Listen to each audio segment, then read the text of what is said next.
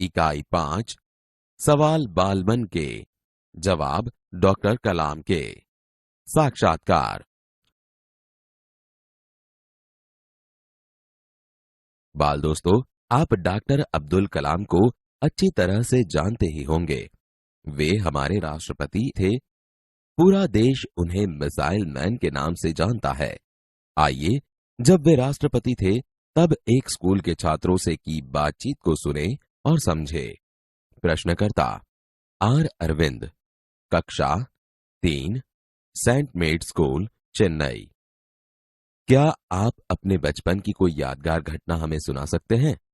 Doctor कलाम, कक्षा 5वीं के मेरे शिक्षक श्री शिव सुब्रमण्यम अय्यर की एक बात मुझे याद है। एक दिन कक्षा में वे हमें यह बता रहे थे कि कोई पक्षी कैसे उड़ता है।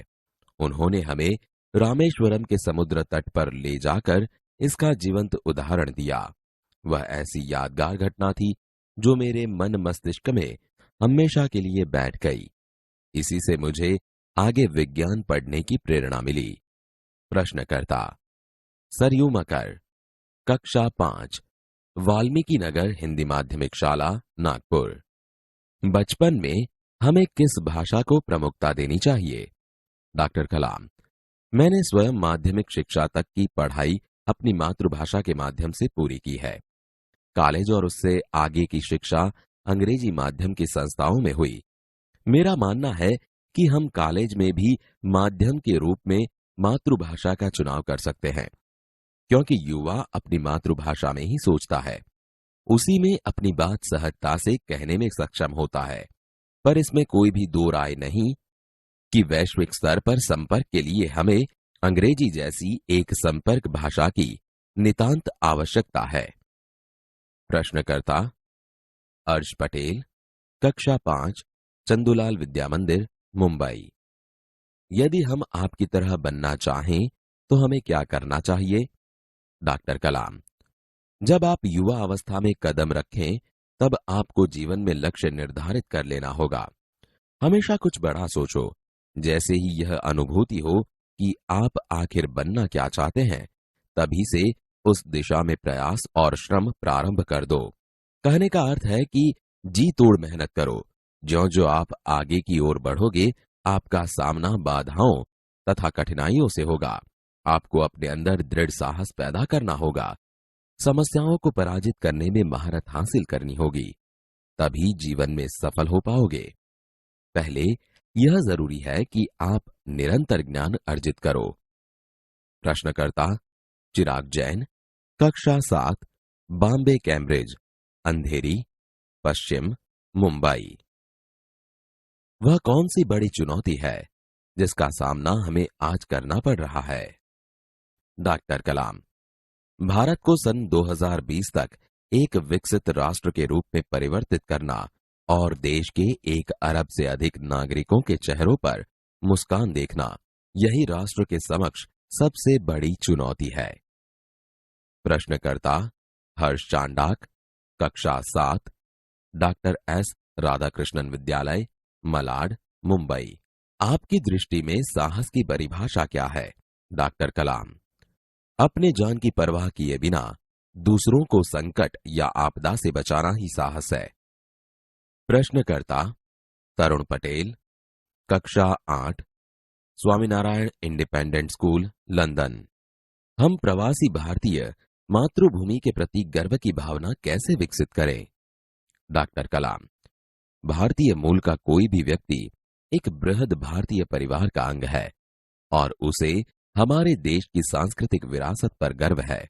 सौभाग्य से आप लोग ऐसी स्थिति में हैं कि अपनी मातृभूमि से अच्छी तरह से जुड़े हुए हैं और यही आपके लिए गौरव की बात है। प्रश्नकर्ता सत्यम, कक्षा 10, जिला स्कूल, मुंगेर। जो भी बच्चे आपसे मिलते हैं वे कहते हैं कि एक प्रसिद्ध वैज्ञानिक, इंजीनियर, डॉक्टर आदि बनना चाहते हैं, पर किसान, मजदूर और कलाकार भी किसी राष्ट्र के लिए उतने ही महत्वपूर्ण हैं। हम ऐसे ही परिवारों से आते हैं। हमारे लिए आपका क्या संदेश है?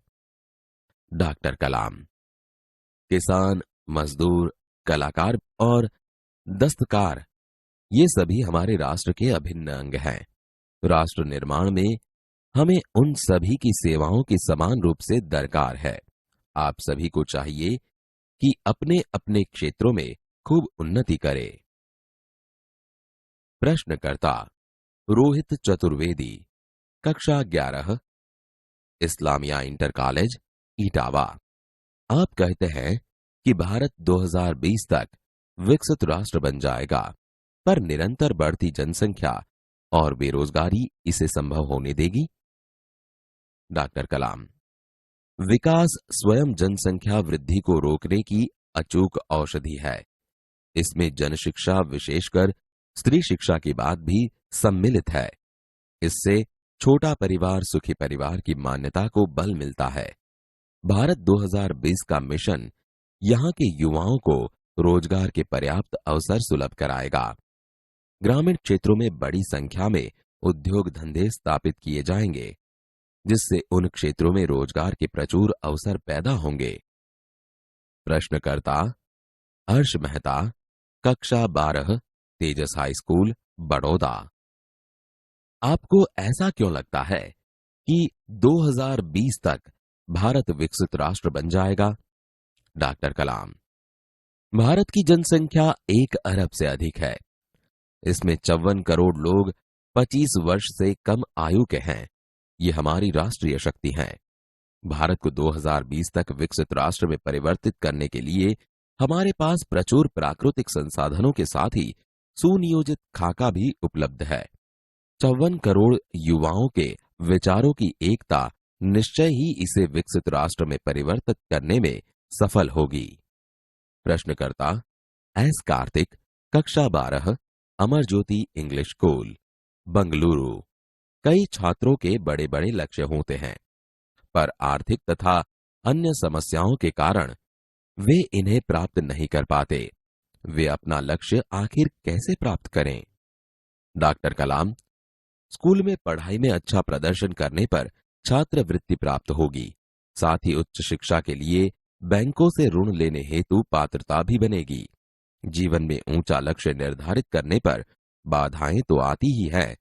हमें कठोर परिश्रम और उत्कृष्ट कार्यों से इन्हें पराजित करना होगा। विघ्न बाधाओं से व्यक्ति को पराजित नहीं होना चाहिए। प्रश्नकर्ता मिथुन के, द्वितीय वर्ष, बी लेवल, AICT, अमृतापुरी। भारत को विकसित राष्ट्र बनाने में राजनीतिज्ञ की क्या भूमिका होनी चाहिए? डॉक्टर कलाम, जिम्मेदार राजनीतिज्ञ दूरदर्शितापूर्ण नीतियां बनाता है। महात्मा गांधी ने निष्ठा के राजनीतिक सिद्धांत को सत्य, अहिंसा तथा निस्वार्थ भावना में ढालते हुए ब्रिटिश शासकों के विरुद्ध अपनी लड़ाई छेड़ी थी। वर्तमान राजनीतिज्ञों को अपने कठिन परिश्रम, उत्कृष्टता और पारदर्शी कार्यों से मार्गदर्शन देना होगा। साथ ही गरीबी रेखा से नीचे रह रहे लगभग 26 करोड़ भारतीयों के उत्थान के लिए भी कार्य करना होगा। प्रश्नकर्ता सी नंदिता सुबी, तृतीय वर्ष, MJR इंस्टीट्यूट, चेन्नई। रक्षा की दृष्टि से विजन 2020 का लक्ष्य पाने में महिलाओं की क्या भूमिका हो सकती है?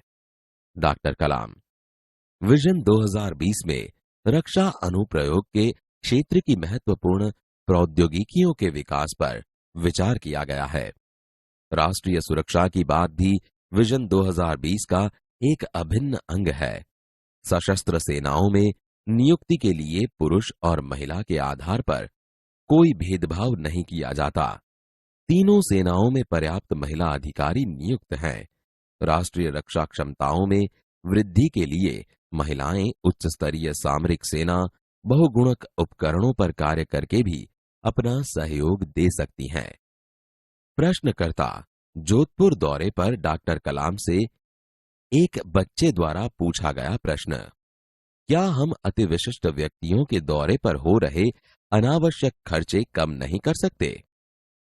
डॉक्टर कलाम, तुमने इस मंच पर एक बड़ी कुर्सी देखी होगी। वह कुर्सी अब यहां पर नहीं है। ठीक ऐसे ही अनुत्पादक चीजों पर हो रहे अनावश्यक खर्च भविष्य में नहीं होंगे।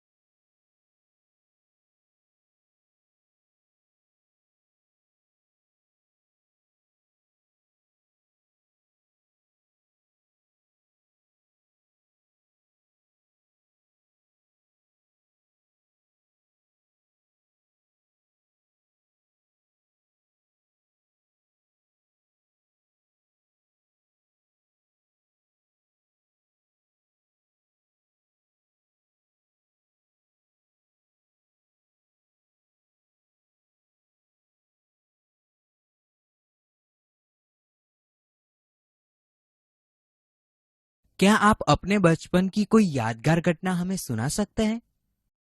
कक्षा 5वीं के मेरे शिक्षक श्री शिव सुब्रमण्यम अय्यर की एक बात मुझे याद है। एक दिन कक्षा में वे हमें बता रहे थे कि कोई पक्षी कैसे उड़ता है। उन्होंने हमें रामेश्वरम के समुद्र तट पर ले जाकर इसका जीवंत उदाहरण दिया। वह ऐसी यादगार घटना थी जो मेरे मन मस्तिष्क में हमेशा के लिए बैठ गई।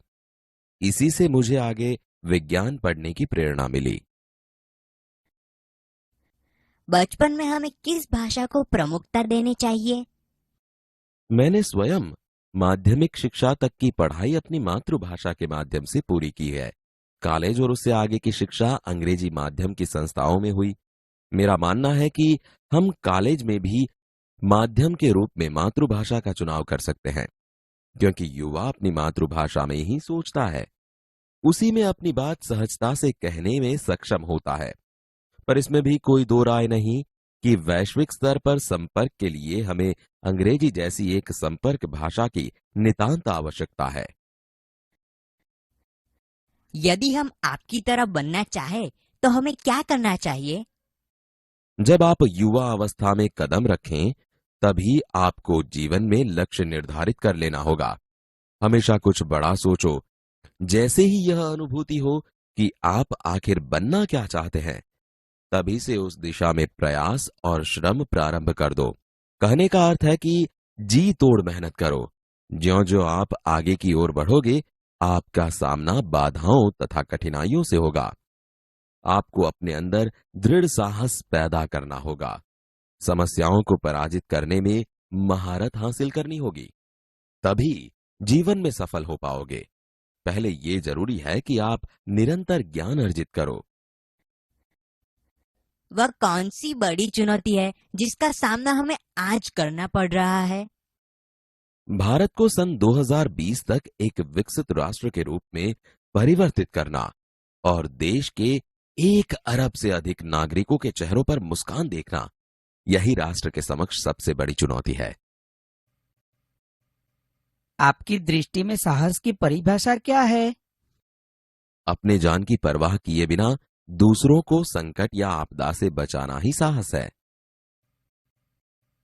हम प्रवासी भारतीय मातृभूमि के प्रति गर्व की भावना कैसे विकसित करें?